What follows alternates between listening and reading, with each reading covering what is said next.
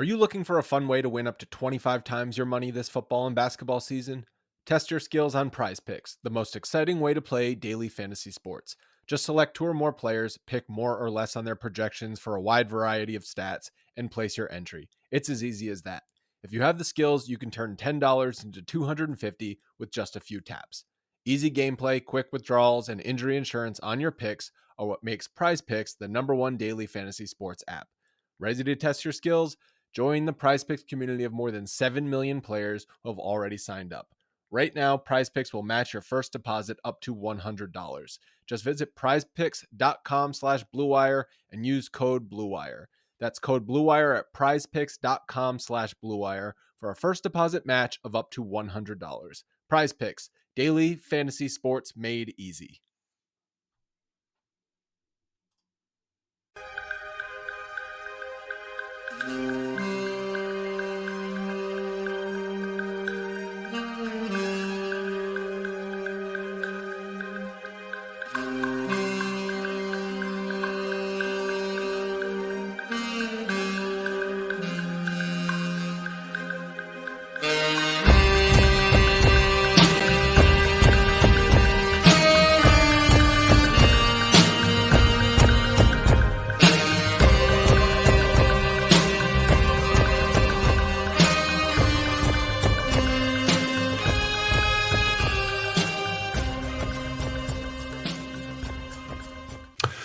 Hello, my friends. Welcome to Pod Mavericks Group Therapy. I'm running a little behind on this Friday afternoon, but that's the nature of things, and that's just fine. Thank you for joining me here on this very peculiar Friday afternoon after a weird week in Mavsdom. So I'm posting the link to join me in the chat right now. I would appreciate it if you came up on stage and gave me your takes, because I got to be honest, guys, after this week, I am nearly taked out.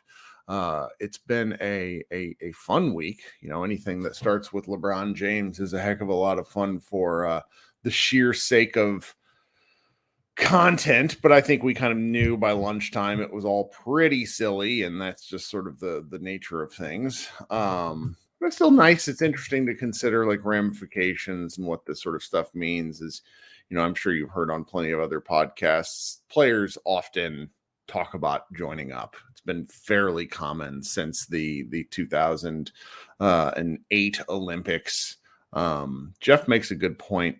We do have Luka Slim, but that came out today. I'll have to find that photo if you guys haven't seen it in the stream. He looks really good, ahead of overseas play. So that's something we could chat about if we want to overemphasize that. There's also the finals that are in play. Perhaps the Nuggets will start to close the door on the Heat soon. I would kind of like to get that on with so we can then get on to the draft talk. As much as I like watching Jokic play, it is pretty neat. Okay, my guy Krishna has joined the chat, which is fantastic. We'll bring him up and we'll start with the takes flying. We'll see if we can get at least half hour of show. So remember, guys, join, click that link that is pinned in the YouTube channel, and I'll bring you up here one at a time, and we can talk like it's, since we are all friends, we can talk a little Mavs. Krishna, thanks for joining today. What's going on?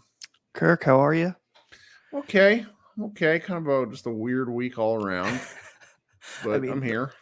The fact that it started with the craziest rumors I think I've ever heard, and now it's just kind of like I don't know where it goes from here. Yeah. I'm still, obviously, like kind of like you, I'm still not convinced like it's anything more than posturing. Really, that's what most NBA rumors are ultimately, is like posturing and leveraging, which like that's fine. Like, you know, that's what happens when, like, more than other leagues, the NBA really is a league where players are the focus and the center of it.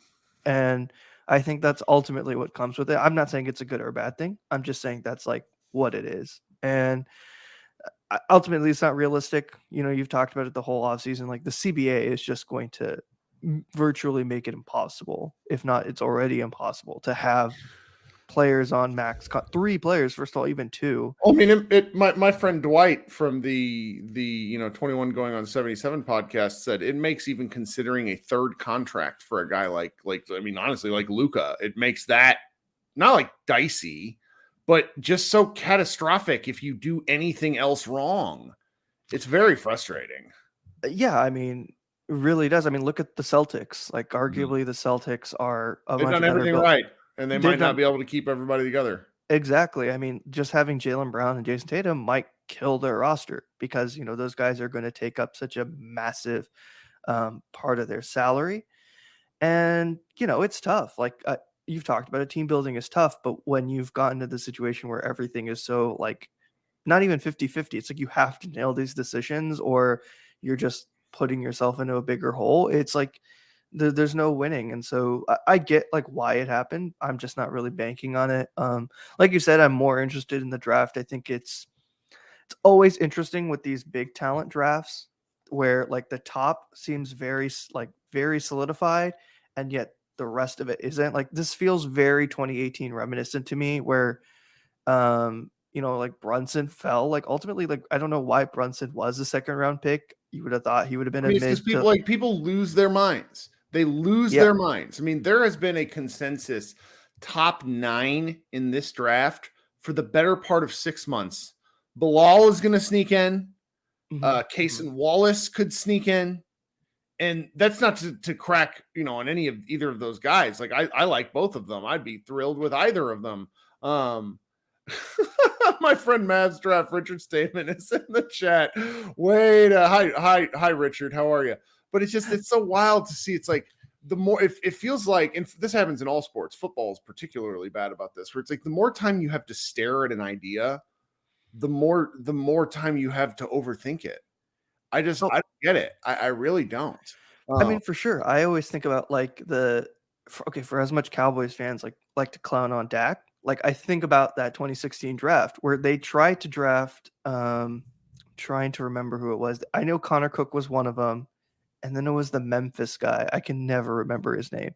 And the Broncos drafted him, and Dak was like their 4th choice quarterback, who they were like, I guess we'll take this guy. Sure.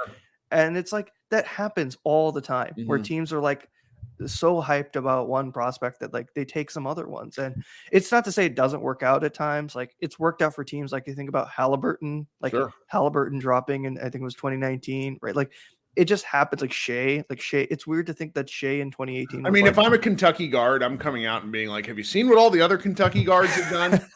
Honestly, that's got to be what Cason Wallace is doing, where it's just like, look at all these other guys who've ripped ass as soon as they get out of this shitty Calipari system that doesn't seem to emphasize anything, just like takes lottery people and puts them into like a hype machine, and then they don't do anything in any meaningful games. It's so crazy. It's crazy that like some of the best bigs and guards have come out of that school, and yet they have honestly nothing to show for it. Like how is Duke, whose best players have been not great, to put it lightly, in the NBA, minus like Tatum and Irving. Yet they have, it's weird. But you know, that aside, I think it's hard to like see where this draft goes. Like I want the Mavs to pick at 10, but I know the smart decision is to trade back. Why? In a draft like Why? Tell me why. I think I'm agreeing with you where I think if someone drops, you pick someone. I just have my doubts about someone dropping. Like I think ultimately, I don't know how much of it is like posturing. Like I think of everyone, I think Anthony Black is the likeliest to drop. Really? Just because there's going to be teams who think, oh, he can't shoot. Like we can't take someone who can't shoot. Especially like, I think that's such a weird thing to be averse from. But because especially, you know, we look at Jaden Hardy last year. Like everyone was like, this guy can't shoot. And then like he spent like the same amount of games in the G League last year as he did with the Ignite. And then he played a great season in the NBA and he clearly can shoot. Like shooting, I don't think, especially when you're young, I don't think is as big an issue. Did you see that CBS article I shared earlier today? Anthony Black is an athletic super duper star. For anybody that doesn't know, Anthony Black was he would have gone to college to play football. Yes. If he didn't stop playing football. He played a ton of other sports. He's a magnificent athlete. And it's basically, you know, Christian McCaffrey talked about this earlier this offseason about how he played different sports all year round. I mean, in the age of athlete specialization, Anthony Black, to me, and I'm extraordinarily biased. Number one, just got to clear that up. I have followed him since he was a freshman in high school, just because he went to my high school. I didn't know how good he was going to be, but because you know, it's kids when they're 14, you just got a lot of growth to do, things like that. But when you see that he, as far as he's made it without a shot, and that he seems to have the drive to do all the rest of that, I would not count him out on anything. Now, if he fell to the Mavericks, you wouldn't be able to talk to me. I'm going to be because I did this in January. I was like, Anthony Black to the Mavericks, just like, and I was serious, but I did that with Luka too. I would be over the moon. And granted, let's be clear, anyone in that top 9, or basically 6 through 9, your Jarris Walker, I'd be ecstatic about any of these guys. I just can't. It's super interesting to me what could happen in this regard. There's just a lot of fun options. And, to transition a little bit, Tim Cato wrote another piece. I love you, Timmy. He's had some kind of pieces where the word choice he's used has allowed us to read into things to a certain degree. But what I took away from it, and I actually texted him and talked to him about this, is that the Mavericks have so many holes to fill. Thinking about their offseason in a linear path is what's making this really different, because they just have, it's so many if-then situations that change what they do next. And that should make all of us extraordinarily uncomfortable, because I don't think Mark Cuban can do anything other than think linearly.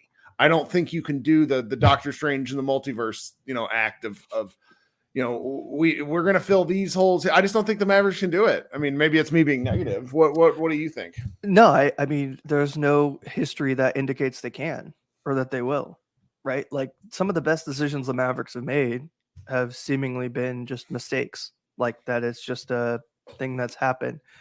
And I mean, like, even Luka getting drafted, like that's as much as the Mavericks going up to 3 and taking him, and like, not necessarily having the risk aversion that Phoenix or the Kings had, as much as like, those teams being bad, as the Mavericks like making that decision.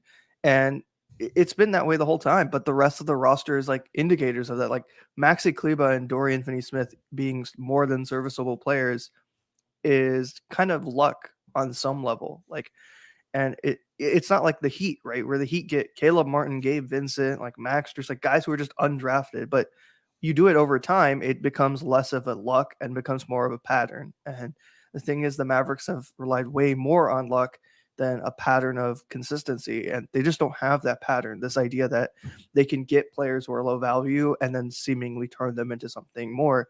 That shows with someone like a Davis Bertans. Like, you would think of all players in the world to play with, like Davis Bertans to play with, Luka would be perfect. But you can see like his just limited skill set on that insane contract. It doesn't matter. Like, at some point, there's just a limit to what you can do as a team, what you can ask a player to do.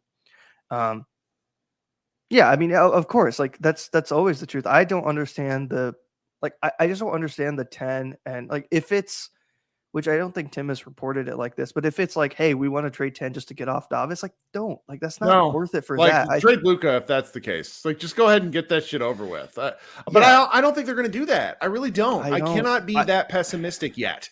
Like, if they do it, I will excoriate them, but I'm not going to do it on the front end just because that's what Tim thinks they're going to do. Yeah, I'd find it more likely that they trade like 10 and THJ, because maybe. I think that's a lot more likely. Palatable, right? You're like trading like for like, where you can say like you can essentially say that THJ has some playability versus Bertans just does not. Yeah, and I think arguably you could say Hardy is a little bit better in terms of what you could get from him than THJ at this point. And THJ will have some value comparable. Well, I mean, he went from having like, do you remember? He basically played all of Kid up until like game 30. He shot like 30% from 3. And then he finally turned it around. It's like 65 games with Kid where he finally started hitting some shots. And he went from being probably one of the bigger albatrosses to being, I think, at least a neutral contract.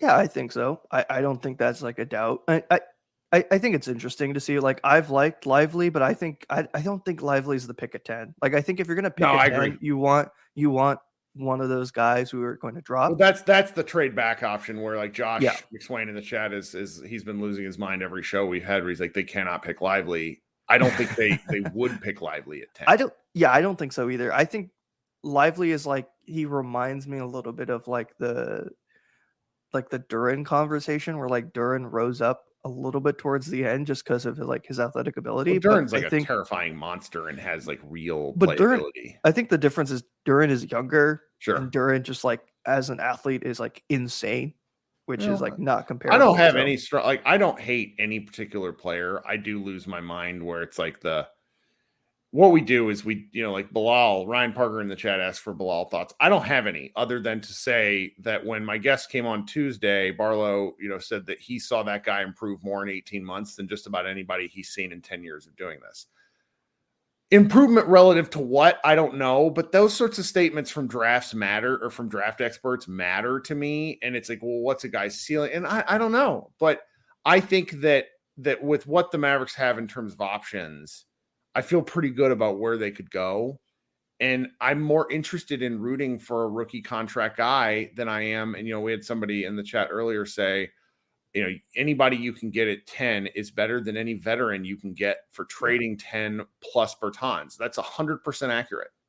Of course. I mean, like, I think the only reason you would do a trade for 10 is you have to move back. You have to move back or get a pick or get a future pick. Like, you cannot trade this pick and get a player. Like, it's, you've talked about it and I've talked about it. It's like, there's no such thing as a guarantee. Like, of course, yes, theoretically, rookies are, less of a guarantee than vets, but I mean, vets move all the time in this league and they don't translate their game. That's just not how it works. Well, there's some great examples thrown at me today where it's just like, look at the guys who have moved to the Mavericks that haven't worked out, like a DeLon Wright and a Josh Richardson and things. And I agree with that. It's tough. Fit is very hard to predict. I mean, but at the same time, I'm enjoying this because I would much rather have the pick than not. We would just be kind of like, what are we doing? Oh gosh, I do. Yeah, I mean, it's cool to see all the different prospects. Like I forget who it was. Barlow was interviewing. I think it's Rashida Waller. I forget his name, but like he had a great interview with him, and he was talking about like he wants to just be a defender, like a plus defender. Like that's his like thing he wants to be, and it's cool to like hear about all these prospects and their stories and where they're coming from and the different elements. And I think it's always more exciting because there's just so much unknown, and it's cool to like look back on not just like college tape for some of these guys, but even just their high school tape. Like I don't know if Barlow mentioned it on your podcast. I haven't gone back and listened to it yet again, but I think he was talking to Bam, or Bam was talking about something, and Bam was saying like, if you look at my high school tape, I did way more of the stuff I did in the NBA than I did in college. And it's so interesting. Like we always want to take 1 year of like college or Ignite, whatever it is, and make it translate forever. But the reality is these guys have so much progression that goes from even like 14, probably even younger, to 18, 19, 20, like where they are. And so it's hard to, it's Jordan Walsh. Thank you, Brian. So it's like interesting to see where these guys go.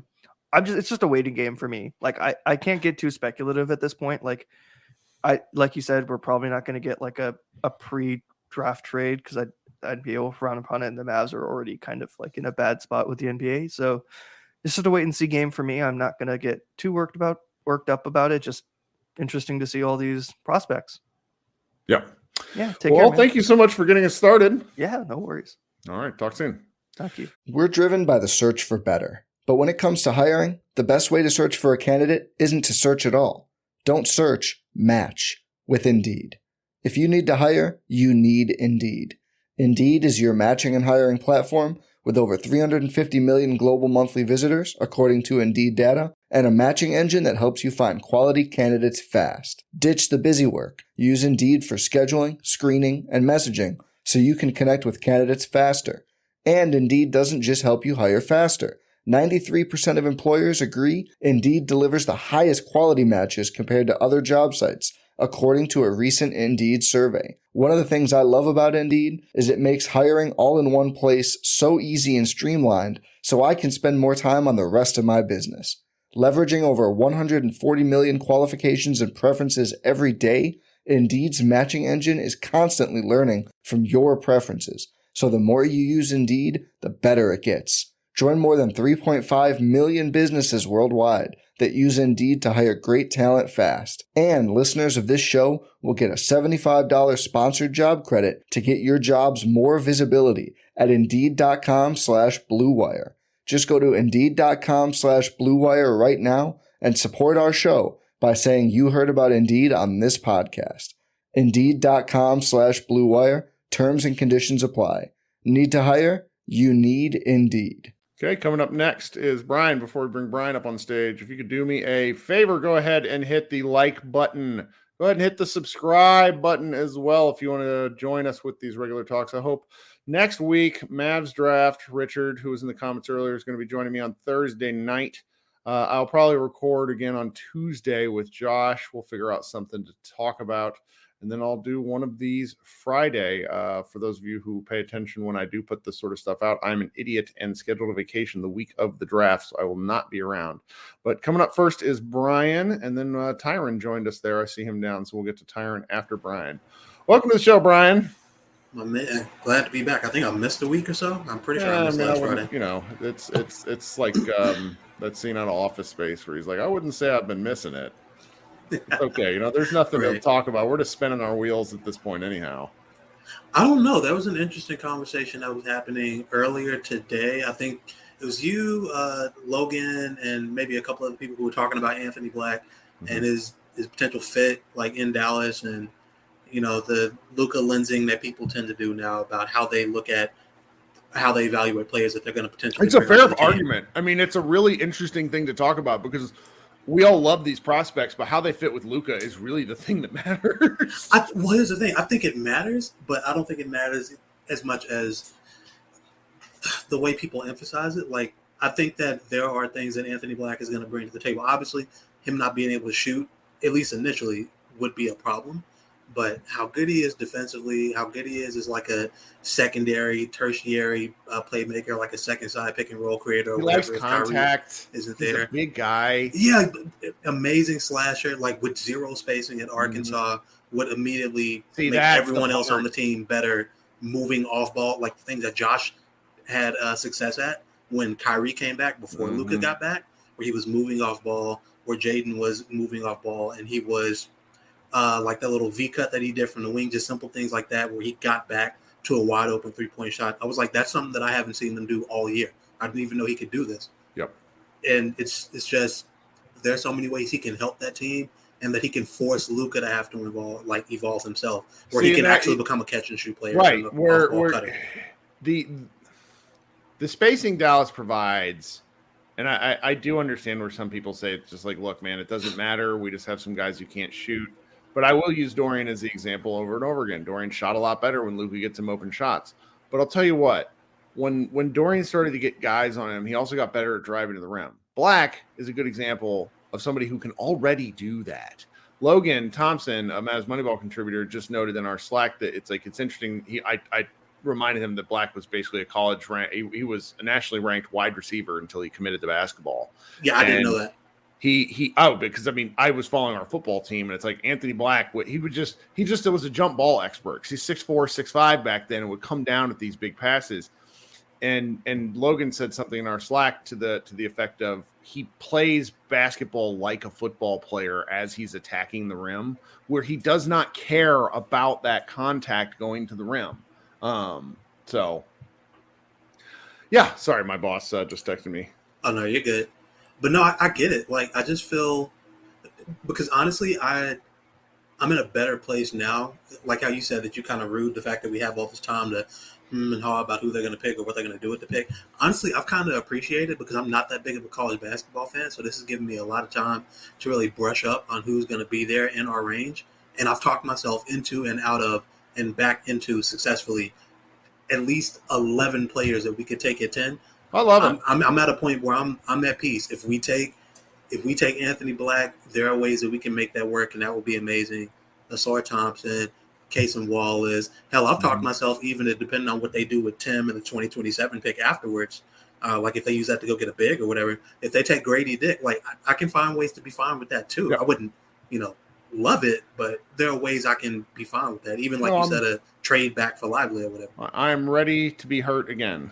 is where I stand in all of Yeah, this. that's the point I haven't gotten to yet. I'm trying not to go there. I'm trying to show a little faith in Nico because Sure. they've been pretty good at drafting and developing draft prospects in the short time that he's been there and Kid's been there. And hear me out with Black. Josh Bowe pointed this out to me. He's like, Jason Kidd, big point guard who can't shoot. Yeah, that's the thing. That's the kind of guy he would love. The guy who like processes Loves the game defense, 'cause really, he's a really hawk. well. Yeah, no, super tough defender, super active defender, a killer at point of attack. Mhm. Like, I think that he would. I don't think we'd see him like being sent down to the G League and going 30, 40 games without playing. I think Kid would have him in the rotation, but then like I the do first too. 15 games because he would love that kid. That was like Hardy's challenge was not his offense. It was decision making and role within a team because he was a shoot first guard. And you got to figure out your role in that and when to, like, you know, my old high school basketball coach used to say, know when to go and know when to whoa. And Hardy was just, he threw himself at the rim relentlessly in the G League to no avail. And I think not in the year before when he was coming in And Ignite. Yeah. And so it's like now he really learned where to pick his spots.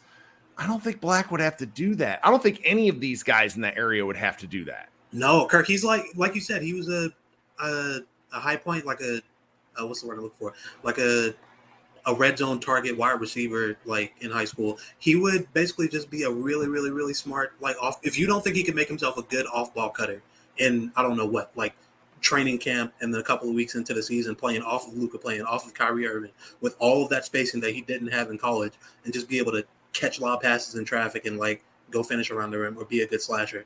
And even if he can't finish, like he was one of the best passers in college last year, he's going to be able to find somebody. I think so. I don't think there's a issue really with bringing him and trying to integrate him into the offense. That's one of the things that we learned not having Brunson is Luka, and Brunson was great in his own right, so don't misunderstand me, folks. Mm-hmm. Luka, we don't use Luka's off-ball gravity enough because Luka No. doesn't move his ass around. But if you surround him with enough ball handlers who can attack the rim, I think that sort of solves itself eventually. Because it's like I know the three guard lineups two seasons ago with Brunson and Dinwiddie weren't as effective as we like to remember that they were. But I'm very curious to see where all this goes if they were to end up with him, because there's just so much there. And when, you know, if you haven't read the article that I shared today, the CBS article, what I come away with is that Black has a ton of untapped potential, and that like all these guys do in specific ways. But for me, Anthony Black is like a ball of clay to be shaped into different things, who has a lot of natural instincts, and what he needs is time and development. And, you know, Arkansas did not have spacing. The clips of watching them play is kind of rough because nobody can shoot, including him. But I'm sorry. Yeah, it's like Kevin Durant said, he's driving into like a Rolling Loud mosh pit every single time. And if, you know, that's just not happening in the league. I mean, the guys are bigger, the athletes are better, but it's a different kind of traffic. So I'm just very curious with that. Yeah, I'm excited. That's where I'm at. Doe I'm in the excited. chat asks, can Anthony Black play D? That is Buddy. the thing he can do. He is a dog. Excellent defender. He's hounding Yes. everybody 1 through 3, 6'7", 200 pounds, so he's going to put on more muscle. I'm curious He's a how good tall he help side really defender, is. He measured 6'5.5" without shoes at the combine. So, like, I want to compare him to our Josh Green. Because Yeah, Josh I Green figured is that's 6'4". about like 6'5.5" without shoes. With shoes, that's what? That's about Yeah, it's fine. It's an 6'7" inch. a just shy. Yeah, So it's still right around there. But I mean, yeah, his hair, that'll be the difference. This is his hair is huge. Yeah, so no, it he's makes got a great him head. look like, and it's like a psychological thing. Like, he looks like a big guy. He just Yeah, he does. looks like he's like 6'9" out there. Mhm. Yeah. Yeah. So, well, you got anything else for us, Brian? Man, I'm excited about the draft. There are so many good players in this draft. I'm gonna go out on a limb. Fuck it. I'm just gonna say it. I don't think that if they pick, there's no way they can fuck this up. Really, they can't get a bad player. I won't at 10. see. So I think they can fuck it up, in that years from now we might be able to like say, "Hey, they should have taken blah blah blah." But I will not on the day. But of like the they're not draft, gonna get like a they low just- floor bad player at 10. They just take who's there. I'm not going to be mad. Like, we didn't even discuss. You know, we've all pined for Taylor Hendricks for the better Love part. Taylor Hendricks. Love If Jared. Taylor Hendricks is there, I'd lose my mind. Like, there's just all these that'd be guys. perfect. That would That's go the nuts. dream. But like I've talked myself into all the other players, Bilal Koulibaly too. Like, I think he's really good, and he's going to be good. So I'm not worried about who they could possibly take at 10. I think we're going to get a good player as long as we keep them. Yep. And it's going to be a player that probably is going to force Luka to have to change some things in his game. And I think he's already aware of that based on the fact that he's gotten like in really good shape, as we can all see. We'll see. Well, thanks so much, man. Appreciate you joining us once again. Thanks for having me, dude. Yep. Okay, coming up next is my man Tyron. Tyron, what's going on? Oh, just driving all over the city. But can you hear me okay? We can. All right, awesome. Yeah, I just kind of wanted to take a moment and acknowledge where the league is, in my opinion, right now. We're in a position where we're changing the guard, I guess you could say. We're pining for people like, according to the media, I'll say this, but we're pining for, LeBron James. We're pining for Chris Paul. We're pining for all these old guys who are on their way out from the previous generation, not paying attention to who's coming up next. And I think that really, really kind of hit home as we're watching these finals, because I'm not going to lie to you, a few months ago, I wouldn't have been able to tell you the complete starting five for the Miami Heat, and they're kicking ass right now, considering who they're going up against. You know what I mean? So when it comes down, I say that to say, when it comes down to this pick, keep the pick and leave the old guys alone, because amongst a whole lot of other things that the Dallas Mavericks need going forward is youth. And I feel like we're on the right track as far as that's concerned with Jaden Hardy and Josh Green. If we could get a young big, that would be awesome. Because I feel like for once, we have the coaching staff that's able to develop younger guys. I mean, look at the jump that Josh Green made last year prior to the year before. Amazing. We haven't seen that in the Mavericks in a long time, because hell, we didn't even keep our young guys to begin with. Sure. And as far as defense goes, that conversation kind of frustrates me, because basketball isn't football, where you're specialized either on the offensive side of the ball or you're specialized on the defensive side of the ball. Basketball is offense and defense. There is no, I can play offense very well, but I don't feel like playing defense. I'm not going to try. If you get that dog in you, like people have been saying about Miami, everybody on that fucking roster should be able to play defense. There's no excuses. Effort goes a long way. That's it. Yeah. That's it. If you can't jump or whatever, that's fine. But if you actually put forth the effort, anybody on any NBA team should be able to play a bit of defense. They're just, like you like to say, nobody should be a saloon door on defense in the NBA. No. You're a fucking basketball playing professional. That shouldn't even be a thing. So I feel like we're giving these guys an out when it comes to that. That shouldn't even be a focal point when it comes to, basketball. You're not a cornerback. You're not a, defensive linebacker. You're a fucking basketball player. Play the game. Sure. So, sorry. Why? I don't disagree. So the kid that y'all are talking about, Black, what's the guy's name from Houston? Jarris Walker, who is a man. Yeah, that's who I would like to see Dallas get. Now, I say that we never know what Dallas is going to do in the summertime, so I'm not putting too much stock in that. Yeah. But I personally would love to see Jarris Walker. He probably needs some work with his shot. But again, if we got Josh Green to get his stroke down and over a summer, I'm not really concerned about that. So we'll see how that goes, and that's all I got. All right, man. Appreciate you joining. Drive safe. Yep, take care. All right. Now we got Ryan coming up last. If anybody else wants to join, click that link. Otherwise, we'll do, about a half-hour show today. That'll be, well, I guess it's a half hour right now. Ryan, welcome to the show. What's up, man? Hey, Kirk. How you doing, buddy? I'm all right. Thanks for joining. So I was just kind of thinking through some of the competitor reactions to the new CBA. So this trade that Denver just made, which was an oddity, but very clearly signaling that when you have large portions of your cap tied up on a few players, you have got to just build to the draft. That's the only way. That and the, occasional mid-level exception you get are like the only options you've got if you've got a significant amount of cap tied up. And Phoenix is kind of the same thing with this Chris Paul noise. Like, to the point of we will stretch and waive and do whatever it takes to get you off the books because we cannot have this much cap dedicated to this few players and not have a rotation, essentially, which the Mavericks have been kind of dealing with and are for sure entering with the Kyrie element. And just thinking through, like, I think Kyrie re-signing is the hinge for the number 10 pick. If they successfully re-sign Kyrie and keep him on the roster, they almost have to make a pick with 10 to a cost-controlled, effective rotation player for the next few years has to come through the draft. They don't have a whole lot of more bites of the apple on that over the next few years. Yep. Now, if you're not going to re-sign Kyrie, either you're going to have cap space or sign and trade, then you could do Mavericks roster building the last few years of Luka as an expensive resource and a bunch of pieces. But I think like either you flip Kyrie for multiple rotation guys, or you keep Kyrie, take 10, and you try to shuffle the deck chairs with Bertans, Tim, whoever else's contract.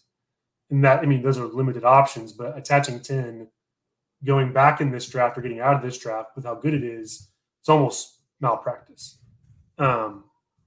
One thing I was thinking of, though, is interesting. I think I would take 10 and move back if it was multiple other firsts.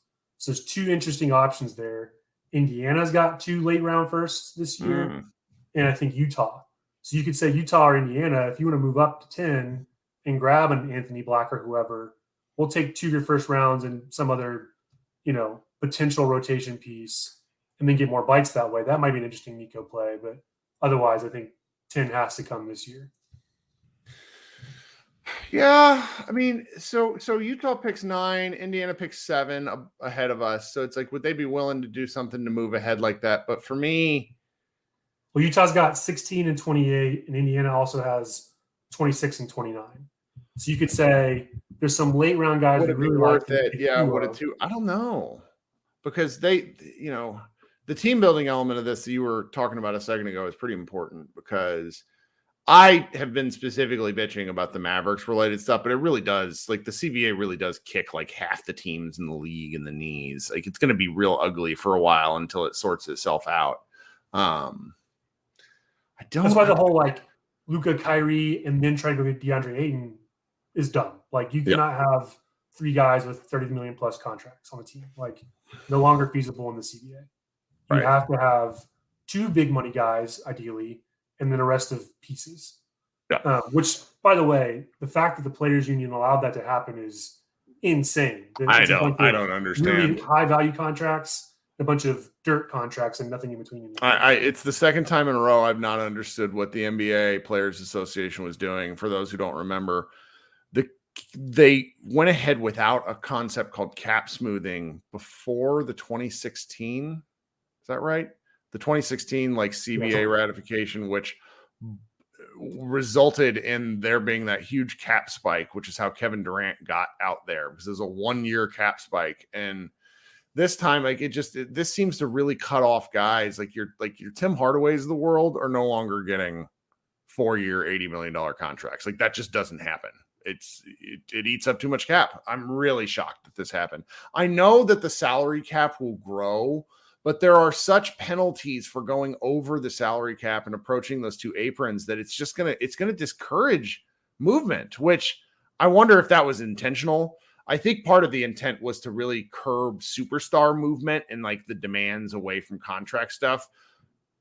I don't know if it will, though. Like, you let that cat out of the bag where you basically, where the superstars are able to dictate where they go. I don't think you put it back in it. I don't think you can. On that note, it was really funny. I was thinking about this, the whole Lakers Kyrie thing. And I was like, Kyrie's not going to give up his shot at money. It's not like he has sponsorship deals right now. So, like, his salary is super important. But, like, of anybody to piss off the players union and do something really stupid like go sign a vet minimum for a year with the Lakers, it would be Kyrie Irving to do something supremely dumb like that. And, I say that because it's so bad that the players union would probably say, like, you are not going to do this. Mm-hmm. You're not going to set a precedent of being a maximum talent signing for that low. Under low, That sort of stuff is frowned upon in all sports. He'll just take a big discount. Like, nope. That's not how that happens. No, I sort of expect that he'll re-sign with Dallas like for 3 years, with maybe the third year being a player option. And that splits the difference between the 5 years that he wants and the 0 years he's getting from anywhere else. So, and so like, I think on that point too, I think there's a perception that the Mavericks may not want to pick at 10 because whoever they pick is going to take a few years to bring along. And honestly, the honest, sober self-assessment of the team should say, like, that's fine. Mm-hmm. We will take the growing pains this next year because next year, realistically, even with Kyrie on board, not a top-tier, championship contender. You take the 10, you have your growing pains, you try to make the playoffs, and then by year 2 and 3, when you're getting to that crunch time with Kyrie and Luka, they're coming to their own, and the roster's much better. Well, we've not talked about it much because it's wish casting to the future, because we saw skinny Luka last offseason too. But I fully believe that a optimized Luka who comes and stays in shape and isn't asked to do 40 minutes with a 38% usage rate or whatever the shit he was this last year, that's enough to get the Mavericks back to the playoffs. Like they can win 4 more games with that.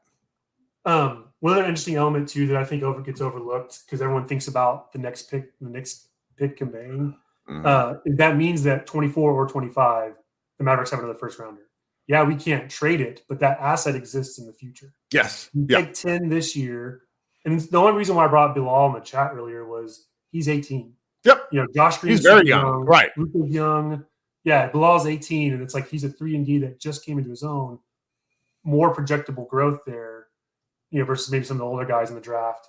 But you have that. You have the 24 or 25 first rounder that you're going to pick.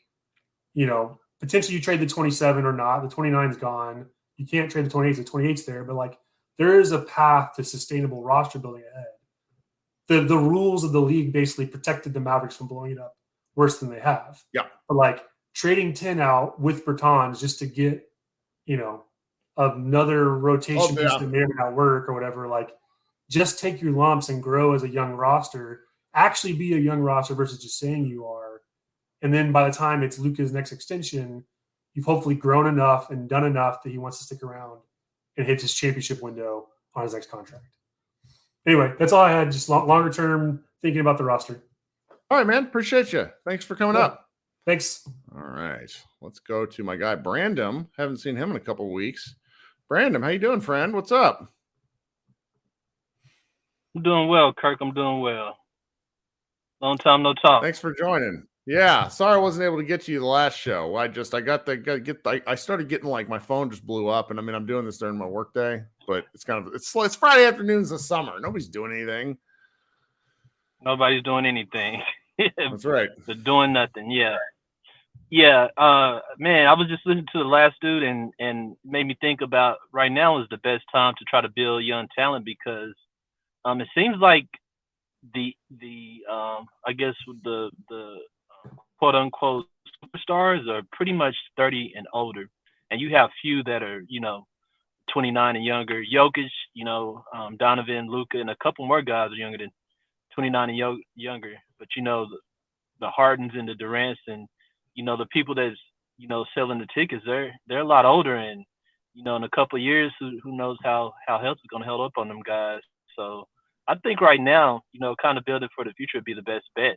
There's a couple of young teams out there that's able to, that's kind of done kind of well, but there's not a lot of, the raw young talent. It's not as deep as it was in the past, So I think that Dallas just kind of not try to hit the home run, aim for stability. I think, they may surprise themselves. I mean, I'd like to see that. That's where the Kyrie trade is just so maddening because they traded for him and now they kind of have to commit to him. And I wonder if they would have just, stayed. It wasn't his fault, of course, but they traded so much depth for him. And if they had just sort of stayed the course, could they have made like the 8th seed and maybe fumbled along? And then but then again, we'd be out of the draft pick. We wouldn't have the draft pick this year. We'd be in a very similar spot in terms of not being able to improve the team. It's a dicey situation because they having Luka, they sped up their timeline a lot, and they've made all these decisions that they can't easily get out of. That's where we're all, it seems like a lot of people in here at least are very, very hopeful that they take someone in the draft and continue to establish a baseline and work from there. And we'll see, because like Luka, I think Luka, if he was so burnt out after the end of that 7-game win streak in December, he was so tired. I think that if he's just able to come in and pace himself a little better, and the Mavericks get 8 more games out of him, and they stop resting him. I think they have to stop resting him if he wants to make all these, all NBA teams and have a chance at MVP and stuff. They were 0-8 before they traded for Kyrie when they were resting Luka. If you win half those games, and you probably make the playoffs. So it's just, there's a pretty simple path to them making it back to the playoffs. It's just, I don't see them being much more than a first round exit if that's the case. But you know what? You got to start somewhere. And hopefully this is the way. They kind of have to play Luka, with the new rules of, if they rest him for so long, he won't make All NBA and all that jazz. So, hopefully Cuban doesn't try to buck the system and really put Luka out there to play. He wants those accolades, though. He's a proud man. He probably doesn't care about specific ones, but I'm sure he wants the recognition generally. Super competitive, love talking crap to dudes, and just really, kind of likes the game, being young and getting to play basketball in the NBA. Hats off to him. Yeah. But I kind of wonder if the whole Kyrie thing is opportunity for Dallas to build some type of, some type of brand awareness. I guess from a business standpoint, to where people will want to buy Dallas jerseys, buy Dallas hats, and actually want to come and play with Dallas.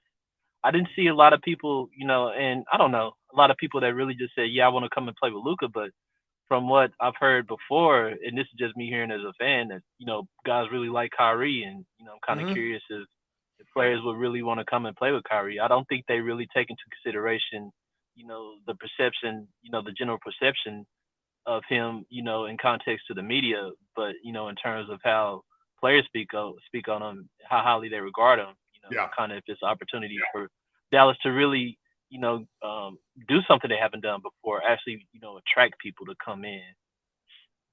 Yeah. Well, we'll see. We got this free agency. They don't really have much to work with, so I don't have high expectations, but if they re-sign Kyrie and then you head into next year, who knows? But well, Brandon, you got anything else for us? No, man, and just one more thing, man. I was just wondering, if Chris Paul was to hang it up today, would he be a legitimate NBA player, or do you think that he would get in there off of just name? Hall of Fame? I mean, because it's all your basketball career, it's college, it's international play. I think he makes it. When you compare him and Darren Williams coming in the same draft class, and he's just outlived Williams by such a long period, plus the gold medal stuff. It's a fascinating one. I'd probably get killed for this, but he kind of reminds me of Sean Marion, where Marion should make the Hall, I think, but Marion doesn't have the accolades to go with it. Like, Marion never made an all-defensive team, which feels like a war crime. But Paul has a pretty good amount of accolades. I think his size paired with his longevity, that's an interesting conversation. But he says he wants to play like 3 more years. So if he does that, I think he makes it kind of just by, doing the Dirk thing of playing forever. Right.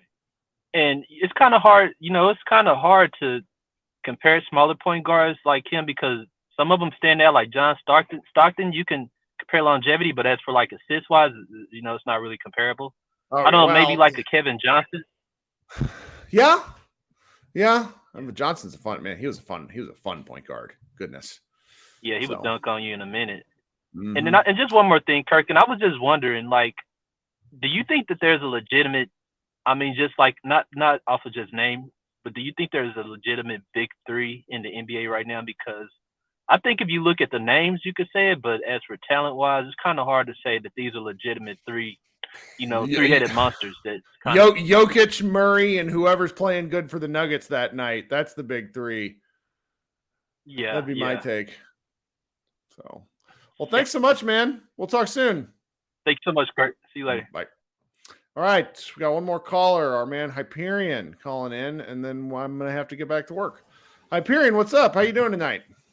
Oh, hello, Kirk. I'm doing fine. I just had a little bit of drink, had a walk on the around the lake where I live. Sounds like a good night. Yeah, it's a very good night. I just crazy weeks in the NBA as I read about it. Zion, Ja, LeBron coming to Dallas, all that stuff. Definitely not a boring week in the NBA. Was funny. So it's always funny when Dallas doesn't play in the playoffs, but they are talking about Dallas. That's right. And Kyrie Irving tries to show his worth to Dallas if he resigns. What I wouldn't do, but we will do it. I would. I love Kyrie. I think he's a great player. I just don't think he's a reliable player, and I don't know why would we sign Kyrie if he will be always injured when it matters the most. Yeah. So I just don't want to give him this. Thank you for the article by CBA Mavs. I think it was a fantastic article. But when I saw the salary sheet for Kyrie Irving, what he can make, I think giving Kyrie that money, and he always gets hurt in the playoffs. Why is that good for the Mavericks or for Luka? That's why I didn't and I appreciate Kyrie, but that's where I didn't entirely understand it because he's not young anymore either. And, somebody in the chat said, I think it was scroll up and see, said, Luka's had 3 straight lower body injuries because they didn't rest him coming off a Eurobasket. That's where, team building around Luka is very difficult because he obviously wants the ball a lot, but then they find somebody else who can take the ball in Kyrie and carry the offense on certain times, certain nights. So if they're building around these two, they have to find ways to give each of them some form of rest. So it's going to be tricky this year. And I'm just saying that because I do think they re-signed Kyrie. Yeah, I think they should, because if they don't sign Kyrie, then this whole draft was a big mistake yet again. Yep. And they cannot afford that. But if I were the GM, I would do maybe a Naz Reid or a Reeves or a Jeremy Grant Reeves signings before Kyrie, because I think in the new CBA era, it will be better. You have a 1-star and 4 very good players than 2 stars and bench players all around. Right. I think in the future. But we will see. It's like the Nuggets versus the Suns.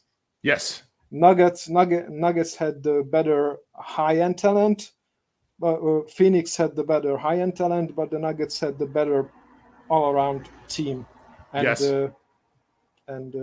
players that can help out Jokic.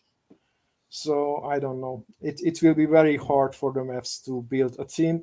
They can do it if they sign upcoming players like Naz Reid or this Reeves kid, or I don't know, some proved players, and draft very well in the next couple of years. Then maybe they can really build a contender for the future.